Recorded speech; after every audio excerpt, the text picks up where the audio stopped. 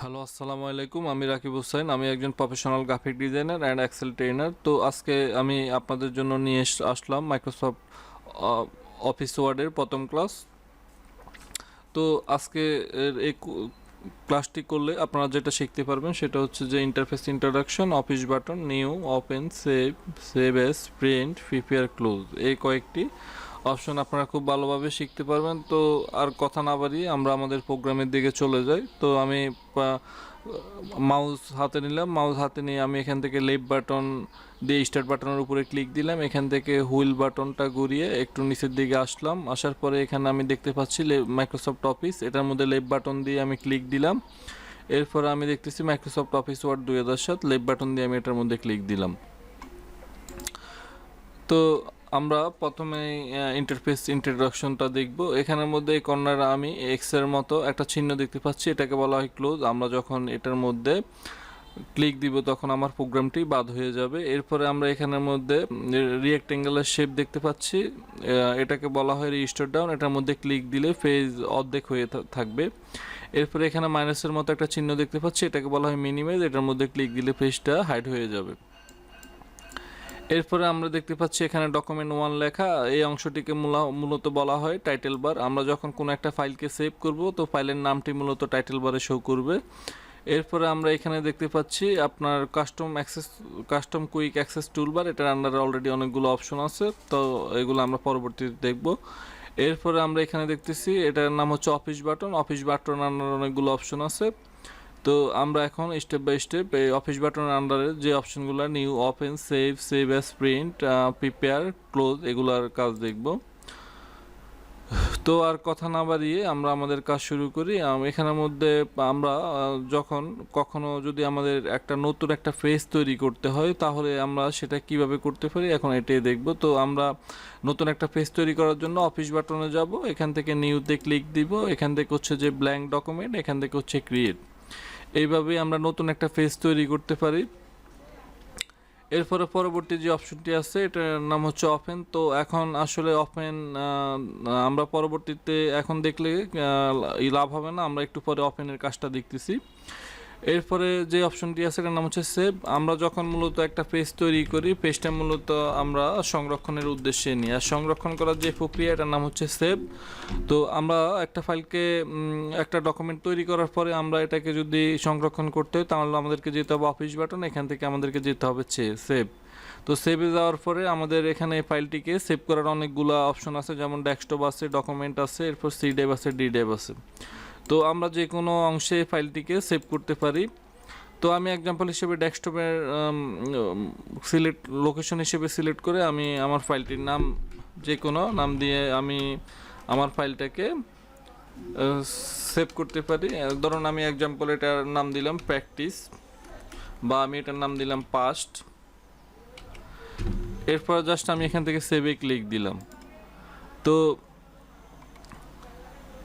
এখন অলরেডি আমি বলছিলাম আমরা যখন একটা ফাইলকে সেভ করি তখন নামটা মূলত টাইটেল বারে শো করে। তো তারপর আর একটু শিওর হওয়ার জন্য আমরা যেটা করব সেটা হচ্ছে যে আমার এই ওপেন করা ফাইলটিকে আমি অফিস বাটন থেকে ক্লোজ করে দিব। এরপরে আমি অফিস বাটনে যাব, এরপরে ওপেনে ক্লিক দিব। তো আমার ফাইলটা সেভ করছিলাম কোন জায়গায়, ডেস্কটপে, কি নাম দিয়ে সেভ করেছিলাম, পাস্ট। তো আমি এখানে একটা ফাইলে ক্লিক দেওয়ার পরে পাস্ট লেটার হচ্ছে পি, আমি কিবোর্ড থেকে পিতে ক্লিক দিলাম। যদি প্রথম ক্লিকে আমার ফাইলটি না আসে তাহলে সেক্ষেত্রে আমি আবারও ক্লিক দিব যতক্ষণ পর্যন্ত আমার ফাইলটি না আসবে ততক্ষণ পর্যন্ত আমি ওই লেটারে ক্লিক দিতেই থাকবো। তো আমি পাস্ট লেটারটিকে সিলেক্ট করলাম, এরপর আমি জাস্ট ওপেনে ক্লিক দিলাম। এখন দেখতে পেলাম যে আমার ফাইলটা আসলে সেভ হয়েছে। তো এটার মাঝে এইভাবে আমরা একটা ফাইলকে সেভ করতে পারি। এরপরে পরবর্তী যে অপশনটা আছে এটার নাম হচ্ছে সেভ অ্যাজ। তো সেভ অ্যাসের মাধ্যমে আমরা একটা সেভ করা ফাইলকে একাধিক ফাইলে রূপান্তর করতে পারি। তো আমি পাস্ট নামের এই ফাইলটিকে অন্য আরেকটি নাম দিয়ে সেভ করব। তো সেটা কিভাবে, অফিস বাটনে গেলাম, এরপর সেভ অ্যাসে গেলাম, যাওয়ার পরে আমি চাচ্ছি যে এটাকে এই ফাইলটিকে অন্য আরেকটা নাম দিয়ে সেভ করব। তো আমি এটাকে চাচ্ছি যে ডকুমেন্টে সেভ করব। ডকুমেন্টে ক্লিক দিলাম, এটার নাম দিলাম হাসান এক্সাম্পল, এরপর সেভে ক্লিক দিলাম। তো এই সেভ অ্যাসের ফলে আমরা সেভ করাতে যেটা হয়েছে আমাদের সেটা হচ্ছে যে আমার আগের ফাইলটিও আছে, এই ফাইলটিও আছে, দুইটা দুই নামে, তবে ভিতরের যে কাজটি এই কাজটি কিন্তু একই রয়ে গেছে। এরপরে পরবর্তী যে অপশনটি আছে এটার নাম হচ্ছে প্রিন্ট। আমরা যখন কোনো একটা ডকুমেন্ট রেডি করি, মূলত এটা প্রিন্টের উদ্দেশ্যে করা হয়, তো সেটা করতে হলে আমাদেরকে অফিস বাটন থেকে এখান থেকে প্রিন্টে ক্লিক দিতে হবে। তো এরপরে পাঁচটা এখানের মধ্যে আমার একটা স্ক্রিন চলে আসছে, এখানের মধ্যে আমি দেখতে পাচ্ছি প্রিন্টার নেম। অবশ্যই আমরা যে অফিসে জব করি বা যেই প্রতিষ্ঠানে জব করি সেখানের মধ্যে আমার কম্পিউটারের সাথে একটা প্রিন্টার আছে, আর অবশ্যই প্রিন্টারের একটি নাম আছে। আমাকে অবশ্যই ওই প্রিন্টারের নামটি সিলেকশন করে দিতে হবে। সাধারণত একটি প্রিন্টার যখন কিনা হয় তখন এটা সফটওয়্যার ইনস্টল দিয়ে দেওয়া হয়, তখন এই ইনস্টল দিলে সফটওয়্যারের নামটা এখানে চলে আসে। এরপর এখানে একটা অপশন আছে, এটার নাম হচ্ছে পেজ রেঞ্জ।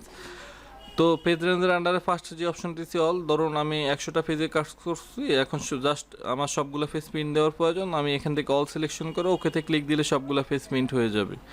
এরপর এখানে একটা অপশন আছে, এটার নাম হচ্ছে কারেন্ট পেজ। কারেন্ট পেজ মানে হচ্ছে যে নির্দিষ্ট পেজ।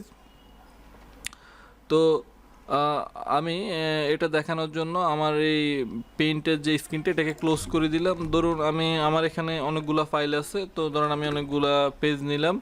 এখন আমি যে পেজে ক্লিক দিচ্ছি ওই পেজে কার্সর চলে যাচ্ছে, আর কার্সর যে পেজের সাথে থাকতেছে ওই পেজে আমি যাই অফিস বাটন থেকে যদি প্রিন্টে যাই, প্রিন্টে গিয়ে কারেন্ট পেজ সিলেকশন করে ওকে দিলে ওই পেজটাই প্রিন্ট হবে, অন্য কোনো পেজ প্রিন্ট হবে না। আশা করি বুঝতে পারছেন।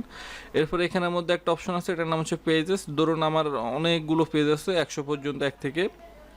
এখন আমি চাচ্ছি যে ইন্ডিভিজুয়ালভাবে জাস্ট কিছু পেজ প্রিন্ট দেবে, যেমন 1 থেকে 5 পর্যন্ত, এভাবে প্রিন্ট করতে পারবেন।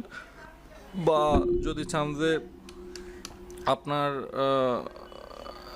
আলাদা আলাদা পেজ প্রিন্ট করতে হবে, যেমন 1 নাম্বারটা প্রয়োজন, 5 নাম্বারটা প্রয়োজন, আবার 99 নাম্বারটা প্রয়োজন, সেক্ষেত্রে এভাবে ক্লিক দিয়ে ওকেতে ক্লিক দিলেও আশা করি প্রিন্ট হয়ে যাবে। এরপর নাম্বার অফ কপি, একটা পেজ আপনার কয়টা কপি করে চাচ্ছেন, এখানে কপি সংখ্যা দিয়ে দিলে ওকে দিলে প্রিন্ট হয়ে যাবে। তো আমাদের এখানে দেখতে পাচ্ছি 3টা পেজ, এখন একটা করে হলে 3টা পেজ 3টা বের হবে, এরপর ওকেতে ক্লিক দিলে এটা প্রিন্ট হয়ে যাবে।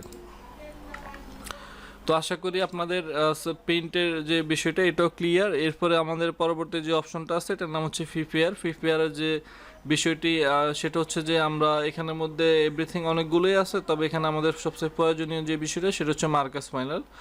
তো আমরা যখন আমাদের একটা ফাইল যখন সেভ করা থাকবে, তখন আমি যদি চাচ্ছি যে আমার 2 মিনিটের একটি কাজ আছে, আমি এখন কম্পিউটারটা বন্ধ করব না, নিচে যাব, তো কোনো ছোট বাচ্চারা আমার পাশে আছে, তো আমি সেক্ষেত্রে আমার ফাইলটা নিরাপত্তার জন্য আমি মার্কাস প্যানেলটা ব্যবহার করতে পারি। তো মার্কাস প্যানেলটা ব্যবহার করে আমি যখন চলে যাব, তখন সে যদি এই পেজের মধ্যে টাইপ করতেও যায় তাহলে সে টাইপ করতে পারবে না, এবং পরবর্তীতে সে ভয় পেয়ে চলে যাবে। তো আবার আপনি এটাকে পুনরায় কিভাবে ঠিক করবেন, অফিস বাটনে যাবেন, প্রিপেয়ারে যাবেন, এখান থেকে মার্কাস প্যানেলে ক্লিক দিলে আবার পুনরায় আপনার লেখাটি আপনি স্টার্ট করতে পারবেন। এটার মাধ্যমে মূলত আমরা কিবোর্ডকে লক করে রাখতে পারি মার্কাস প্যানেলের মাধ্যমে, প্রিপেয়ারের মার্কাস প্যানেল। এরপর সেন্ড পাবলিশ, দুটার অত কাজ আমাদের হয় না। এরপর এখানের মধ্যে যে অপশনটি আছে এটার নাম হচ্ছে ক্লোজ। তো ক্লোজে ক্লিক দিলে যেটা হবে সেটা হচ্ছে আমার প্রোগ্রামটা বাদ হয়ে যাবে। তো আশা করি সবাই বিষয়টি ভালোভাবে দেখতে পাচ্ছেন। যতক্ষণ পর্যন্ত না বুঝবেন ভিডিওটা খুব ভালোভাবে বারবার দেখবেন। আশা করি এই ভিডিওর মাধ্যমে আপনাদের এই বিষয়গুলো ক্লিয়ার হয়ে যাবে ইনশাল্লাহ। আবারও পরবর্তী ক্লাসে আপনাদের দেখা হবে। আল্লাহ হাফেজ,